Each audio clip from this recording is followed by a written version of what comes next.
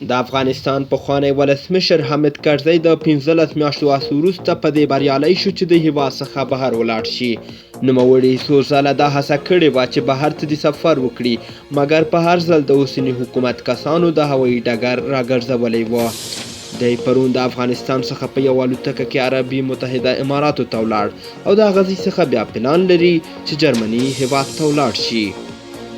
دا چې کرزی څه ډول بریالی شو چې د کابل څخه ووځي، یا څنګه د اوسني حکومت واکمنو دته اجازه ورکړه چې دی د بهر ته ولاړ شي، دا هغه پوښتنې دي چې د ډېرو هیوادوالو او شنونکو سره راپورته شوي دي. په دې اړوند باندې کرزي ته یو نږدې کس د تلو نیوز پخواني خبریال ته ویلي دي چې په کابل کې واکمنو د حامد کرزي څخه جدي ضمانتونه اخیستي دي چې هغه به بیرته هیواد ته راستنیږي او په بهر کې د خپل موجودیت په سیاسي فعالیتونو نه ترسره کوي. خو دا چې له ښاغلي کرزي څخه دقیق څه ډول ضمانتونه اخیستل شوي دي، د دې په هکله تر اوسه پورې دقیق معلومات نه دي افشا شوي.